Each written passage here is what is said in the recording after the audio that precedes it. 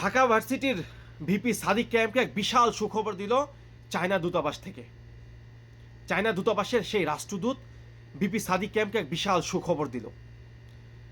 ঢাকা ইউনিভার্সিটির ডাকসু প্যানেলের সবাইকে তারা গতকালকে সেখানে আমন্ত্রণ জানিয়েছিল। সেই আমন্ত্রণে সবাইকে সবাইকে একটা বিশাল সুখবর দিল। সবাই অবাক হয়ে রইল। ডাকসু প্যানেলের সবাই অবাক হয়ে রইল। চায়না রাষ্ট্রদূত সেখানে ঘোষণা দিলেন চায়না বাংলাদেশ মিলে তারা ঢাকা ইউনিভার্সিটিতে একটা হোস্টেল বানাবে ঢাকা ইউনিভার্সিটির এরিয়ার ভিতরে। সেখানে প্রায় 5,000 শিক্ষার্থীরা সেখানে অবস্থান করতে পারবে। একটা উন্নত মানের হোস্টেল সেখানে তারা তৈরি করতে চায়। ঢাকা ইউনিভার্সিটির ভিপি এবং তার সহযোগীদেরকে এত বড় একটা সুখবর দেওয়ার পর তারা সবাই অবাক হয়ে গেলেন। তাদেরকে এত বড় একটা সংবর্ধনা দেওয়া হইল। ঢাকা ইউনিভার্সিটির এই ডাকসু নির্বাচনের পর থেকে যারা নির্বাচিত হয়েছে তারা সবাই চাইতেছে ঢাকা ইউনিভার্সিটির আমূল পরিবর্তন কিভাবে করা যায়। বস্তা পচা বিগত দিনের যেই রকমের তাদের কালচার ছিল, ঢাকা ইউনিভার্সিটির ক্যান্টিনগুলো নোংরা পরিবেশ, হলগুলা নোংরা পরিবেশ, এই জিনিসগুলো থেকে বের করে কিভাবে আনা যায় সেই রকম আমূল পরিবর্তন করার জন্য তারা বিভিন্ন রকমের দিক নির্দেশনামূলক কাজ করা শুরু করছে। হলগুলোতে তারা সেই আগের বস্তা পচা কাঠের ওই ছাড় পোকার খাটগুলা বের করে দিয়ে তারা সেখানে দিল স্টিলের খাট। সেটা নিয়েও দেখলাম অনেকেই অনেক রকমের কল্পনা, অনেক রকমের মন্তব্য করছে, কিন্তু মন্তব্যকে তুড়ি মেরে উড়িয়ে দিয়া তারা তাদের ভালো কাজগুলোকে সামনের দিকে নিয়ে যেতেছে। ক্যান্টিনগুলোতে বারবার যেতেছে কিভাবে ক্যান্টিনের খাবারের মান বৃদ্ধি করা যায়, ক্যান্টিনের খাবারের মান কিভাবে বৃদ্ধি করা যায়, কিভাবে শিক্ষার্থী বান্ধব একটা ক্যান্টিন তৈরি করা যায়, শিক্ষার্থী বান্ধব একটা ক্যাম্পাস কিভাবে তৈরি করা যায়, নারীদেরকে সেখানে কিভাবে সেই জায়গায় নিরাপত্তা দেওয়া যায়, এই সবগুলো নিয়ে তারা সেখানে কাজ করতেছে। আমরা সাধুবাদ জানাই।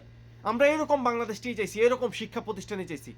আমরা চাই না বাংলাদেশের আর কোনো শিক্ষা প্রতিষ্ঠান সন্ত্রাসী কায়দায় কোনো শিক্ষা প্রতিষ্ঠান দখল হোক, কোনো সন্ত্রাসী কায়দায় কোনো শিক্ষা প্রতিষ্ঠানে কোনো শিক্ষার্থীদেরকে হ্যারাসমেন্ট করা হোক। আমরা চাই না এই জিনিসগুলা। আমরা চাই না কোনো জায়গায় শিক্ষার্থীদেরকে টর্চারিং করে রাতের পর রাত তাদেরকে নির্যাতন করে হত্যা করা হোক। আমরা চাই না। আমরা চাই না র্যাগিংয়ের নামে কোনো শিক্ষার্থীদেরকে অত্যাচার করা হোক। আমরা চাই বিগত দিনের বস্তা পচা এই জিনিসগুলা বন্ধ হোক। এই জিনিসগুলোর আমূল পরিবর্তন করার চেষ্টা করতেছে ঢাকা ইউনিভার্সিটির নব্য ডাকসু প্যানেল। বাংলাদেশের মানুষ দোয়া করতেছে সবাই তারা যেন তাদের সেই প্ল্যান মোতাবেক ঢাকা ইউনিভার্সিটিকে সাজাইতে পারে, শিক্ষার্থী বান্ধব একটা শিক্ষা প্রতিষ্ঠান তারা যেন করতে পারে, একটা একাডেমিক্যাল যে শিক্ষা প্রতিষ্ঠান করার জন্য তারা ইশতেহার দিছিল সেই ইশতেহার অনুযায়ী যেন তারা কাজ করতে পারে। ঢাকা ইউনিভার্সিটিতে যারা হেরে গেছে ডাকসু ইলেকশনে, আমরা তাদেরকে বলবো ভাই, হেরে গেছেন তো জিতে গেছেন। হেরে গেলেই আপনার জীবন এখানেই থেমে যায় নাই। আপনাকে আরো ফাইট করা লাগবে। হয়তো বা আপনার এখান থেকে শিক্ষা নিয়ে আপনার সামনের দিনগুলোতে আপনার আরো অনেকভাবে পরিবর্তন করে আপনার নিজেকে সামনে রাজনীতি করার আপনার সুযোগ আছে। তাই সামনে রাজনীতি করে আপনি আপনার নিজেকে শুধরায়া আপনি বাংলাদেশের শিক্ষার্থীদের পাশে দাঁড়ায় ঢাকা ইউনিভার্সিটিতে যেই প্যানেল আছে এদেরকে সহযোগিতা করার পাশাপাশি আপনার শিক্ষার্থীদের কাছাকাছি যাওয়ার একটা সুযোগ আছে। আপনারা যান তাদের কাছে। সামনের দিনগুলোতে হয়তো বা আপনাদের সুযোগ আসবে ইনশাল্লাহ। নারাজ না হয়ে আপনারা শিক্ষার্থীদের পাশে দাঁড়ান। ঢাকা ইউনিভার্সিটির কথা তো বললাম। গতকালকে ডক্টর মোহাম্মদ ইউনূসের বহর গেছে জাতিসংঘে ভাষণ দেওয়ার জন্য, সেই সাথে রাজনৈতিক নেতাকর্মীরাও গেছে। মির্জা ফখরুল ইসলাম আলমগীর, বাংলাদেশ জাতীয়তাবাদী দল বিএনপির মহাসচিব এবং এনসিপির নেতাকর্মী এবং বাংলাদেশ জামাত ইসলামের নেতাকর্মীরা গেছিল সেখানে। কিন্তু এনসিপির তাসনিম জারা এবং আক্তার হোসেনকে এবং জনাব মির্জা ফখরুল ইসলাম আলমকে যেইভাবে ওই আওয়ামী সন্ত্রাসীরা হেনস্থা করছে তার তীব্র নিন্দা এবং প্রতিবাদ জানাই। ওই সন্ত্রাসী গোষ্ঠীরা বাংলাদেশে না পাইলে এখন ভারতে বৈশ্ব বাংলাদেশকে কিভাবে উচ্ছৃঙ্খল করা যায় সেই পায়তারা করতেছে। তারা সেখানে আক্তারের মতো একজন দেশপ্রেমিক, আক্তারের মতো একজন সজ্জন রাজনীতিবিদকে ডিম পর্যন্ত নিক্ষেপ করছে। আমরা এই ডিম নিক্ষেপকারীদের, এই সন্ত্রাসীদের এই আক্রমণের তীব্র নিন্দা জানাইতেছি এবং প্রতিবাদ জানাইতেছি। ওই সন্ত্রাসীরা বাংলাদেশের মাটিতে তো ঠাঁই পায় নাই। সামনে আগামীতে এমন একটা দিন আসবে হয়তো আমেরিকাতেও তাদের কোনো সেই জায়গা হবে না। কিন্তু আমরা আশার বাণী দেখতে পাইছি সেখানে।